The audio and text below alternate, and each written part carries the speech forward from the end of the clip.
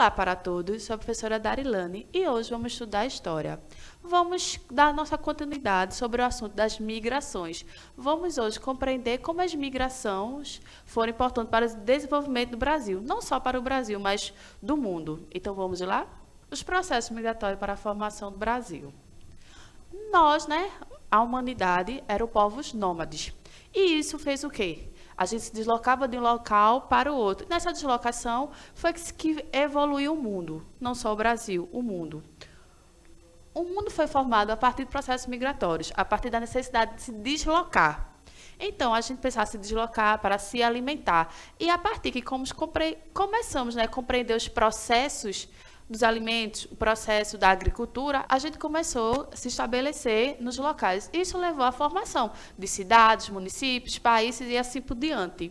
Então, o mundo, a globalização do mundo foi feita a partir dos processos migratórios, a partir do fluxo de entrada e de saída. E o Brasil não foi diferente. A gente vai agora compreender como esses processos foram importantes para a formação, não só do nosso país, não só da parte populacional, mas da parte cultural, econômica, tudo. Lembrando, somos o quê? Brasileiros é um povo de miscigenação.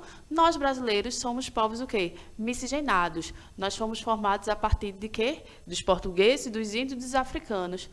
Mas vamos compreender que temos muita mais cultura e muito mais história pela frente. As migrações no Brasil. O Brasil é um país de imigrantes, sim.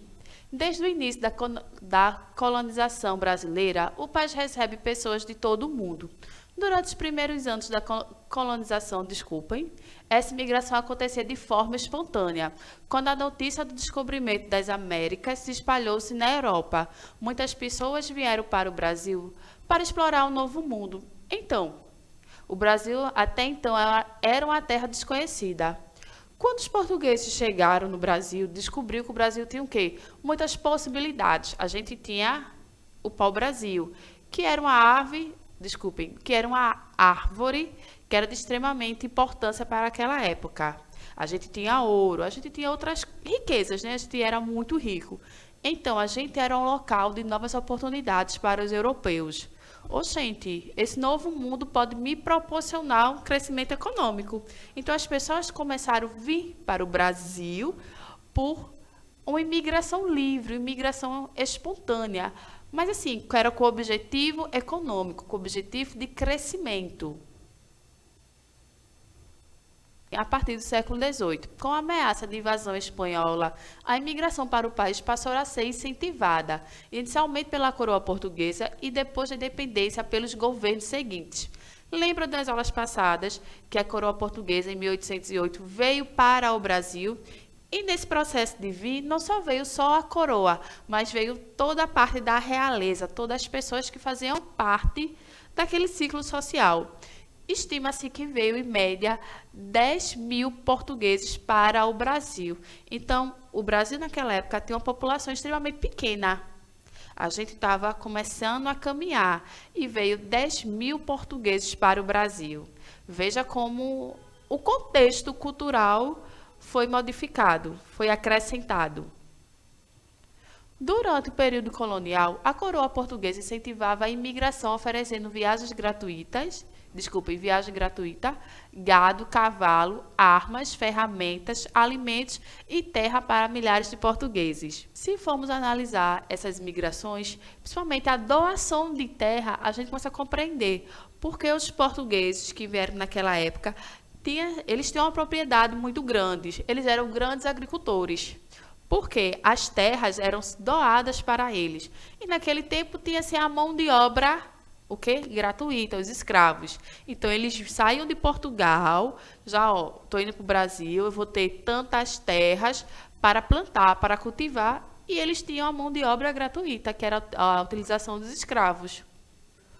Outro grande fluxo migratório que se iniciou no período colonial foi a migração forçada da escravatura de negros africanos para servirem de mão de obra escrava para o desenvolvimento da economia da colônia. Estima-se que 5,5 milhões de negros saíram da África para serem escravizados no Brasil. Desses, 4 milhões chegaram vivos ao país. Veja a diferença, de quase 6 para quase 5. Veja quantas pessoas morreram nesse processo, morreram nos navios negreiros. A gente conseguiu compreender até agora as imigrações espontâneas e as imigrações forçadas. As imigrações espontâneas era quando os europeus saíam das suas terras de origem para o Brasil por livre e espontânea vontade. Até então, a imigração que era ofertada algo, se você for ao Brasil, você vai ganhar alguma coisa, mas ele também é de livre e espontânea vontade, porque eles tinham a decisão de vir ou não. Porém, a imigração dos negros era uma imigração forçada. Eles eram capturados na sua terra e trazidos à força para o Brasil. E essa viagem não era uma viagem simples, não. Eles ficavam nos porões dos navios negreiros, amarrados, acorrentados, durante todo o processo de viagem. Eles eram mal alimentados e isso acabou o quê? Acontecendo essa diferença da quantidade de saída para a quantidade de entrada no país. A gente consegue analisar quantas vidas se perderam nesse processo. Então, começamos a compreender o desenvolvimento no Brasil naquele tempo a partir das imigrações. A gente tínhamos, né, os povos indígenas, que eram nossa base, daí veio os portugueses, os europeus e depois os africanos, que é a nossa principal cultura, né? Que é os portugueses, os indígenas e os africanos, que foi o desenvolvimento da nossa cultura e economia. Mas vamos compreender melhor o assunto?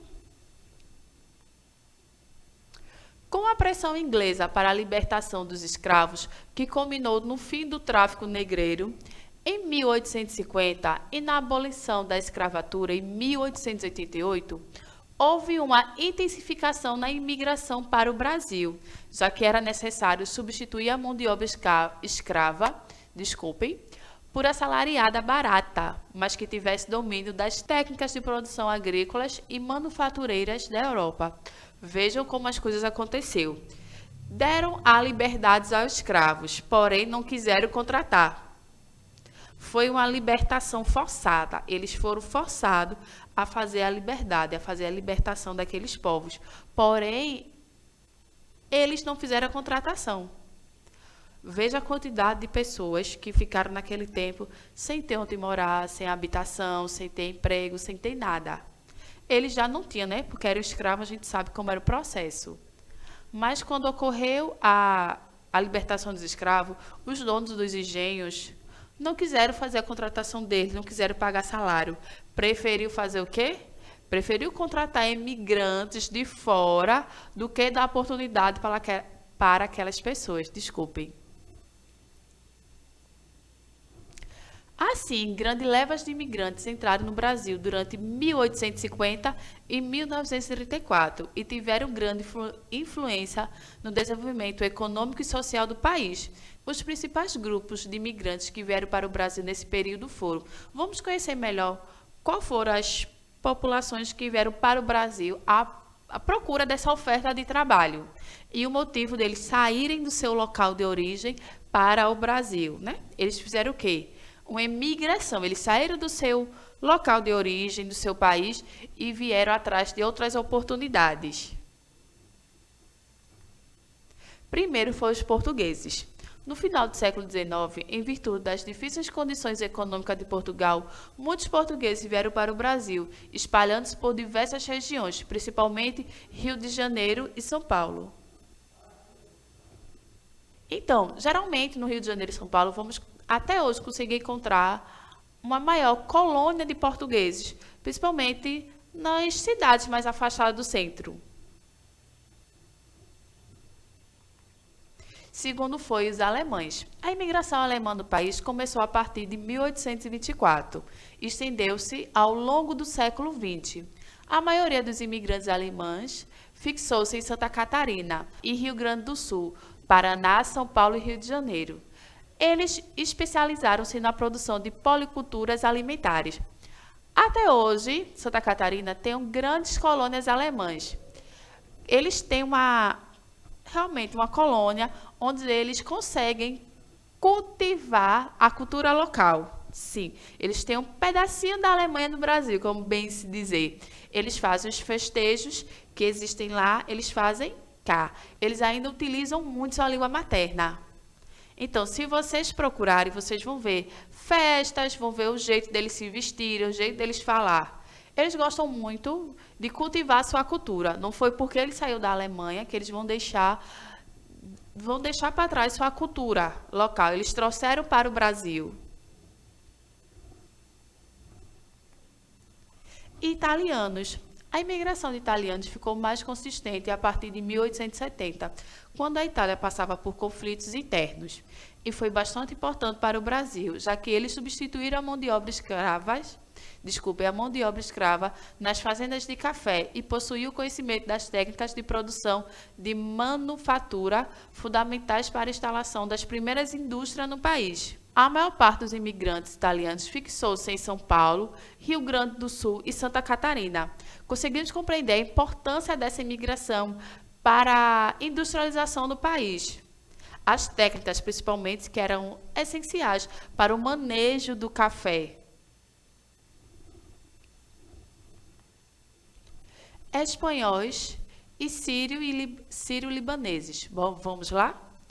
Os espanhóis vieram para o país em maior número no final do século XIX e fixaram-se principalmente em São Paulo, Rio de Janeiro, Paraná, Minas Gerais e Rio Grande do Sul. Sírios e libaneses começaram a chegar ao Brasil no final do século XIX também, motivados pelas dificuldades enfrentadas por eles nos seus países de origem.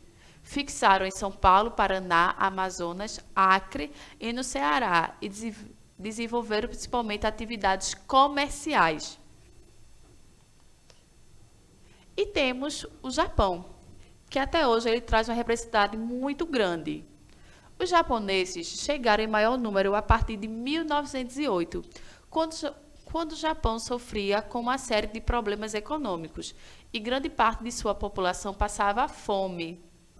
Concentraram-se principalmente em São Paulo, Paraná, Pará e Mato Grosso do Sul, onde desenvolviam atividades agropecuárias. Foram responsáveis pela implantação de novas técnicas de cultivo e produção no país. Em São Paulo tem um bairro que é bem conhecido, que é o bairro da Liberdade. É o bairro com maior concentração de japoneses.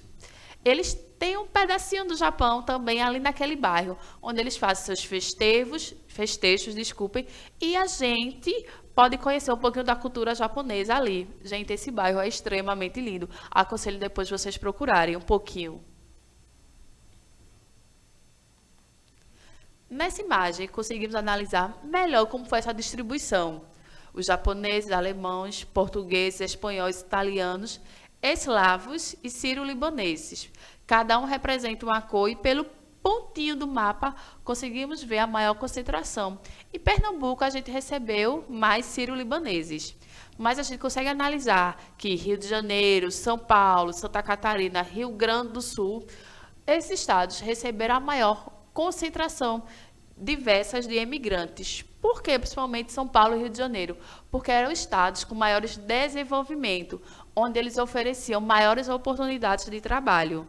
Agora vamos conhecer um pouquinho, compreender o desenvolvimento do Brasil a partir do êxodo.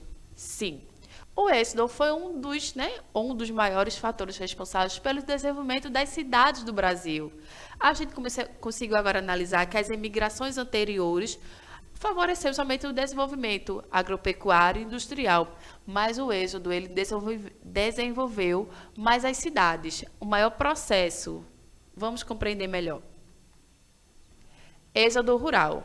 O êxodo rural está ligado diretamente à transformação do Brasil em um país urbano e industrializado. Até metade do século passado, a maior parte da população brasileira vivia no campo durante as décadas de 1970 e 1980. Porém, as cidades receberam um contingente enorme de pessoas vindas do campo.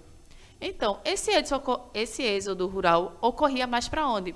Para São Paulo, onde as pessoas têm maior oportunidade de emprego. Eu acho que toda a família tem um tio, tem um parente, tem um primo.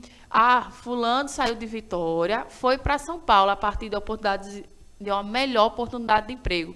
Com certeza toda a família tem algum parente que saiu daqui e foi para São Paulo. Ele praticou um êxodo e geralmente essas pessoas saíram do campo atrás de uma oportunidade, principalmente em indústrias e fábricas, já que São Paulo é a grande potência nisso.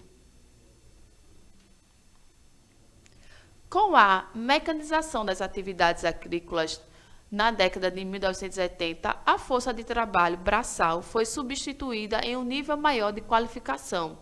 Foi exigida dos trabalhadores. Então, até mais ou menos meados de 1970, o trabalho no campo era mais um trabalho humanizado.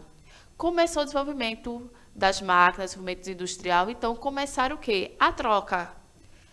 Precisava-se de menos trabalhadores, porque, gente, vamos analisar. Um serviço para fazer, uma máquina conseguia fazer esse serviço, só precisava de 2, 3 para operar essa máquina. Essa máquina substituía 50 trabalhadores, não era mais viável a utilização dessa máquina. Então, aqueles 50 trabalhadores ficaram o quê? Desempregados. Então, eles praticavam o êxodo rural atrás de oportunidades de trabalho em grandes metrópoles. Por outro lado, a industrialização que se intensificou no século XX proporcionou oportunidades de trabalho no ambiente urbano. Veja aí, eles saíram do campo por causa do quê? Das máquinas. Mas eles tiveram oportunidade em indústrias. Entre o efeito do êxodo rural no Brasil, podemos destacar a aceleração da urbanização que ocorreu concentrada, sobretudo nas grandes metrópoles do país, sobretudo as das regiões sudestes e ao longo do século XX. Expansão desmedida das periferias urbanas com a formação de habitações irregulares e o crescimento das favelas em várias metrópoles do país. Então, quando ocorria esse êxodo, principalmente rural, quando se saía do seu local de origem, do seu município natal, e eles iam para outras localidades, muitas vezes eles vão sem lugar certo de se habitar, sem uma residência. Então, essa foi a expansão das periferias. Um dos motivos.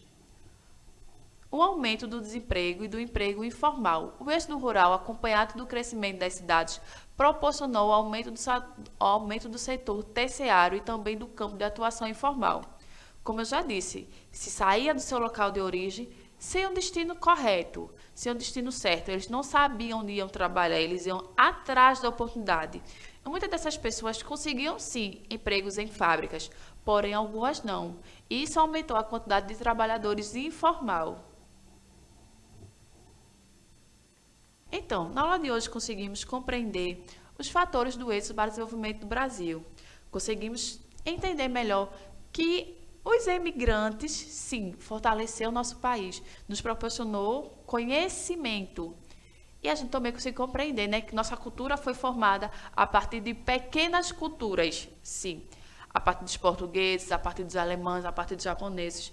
Formamos quem nós somos hoje, quem é o Brasil. O Brasil é o quê? Multicultural. A gente possui várias culturas, né? Cada grupo de imigrantes favoreceu o desenvolvimento de quem somos hoje. E conseguimos compreender os processos de formação do Brasil, de formação cultural, econômica e social. Então, esse é aquele momento que eu me despeço de vocês. Agradeço por terem assistido a aula. E a gente vai ficando por aqui. Tchau, tchau. Até a próxima.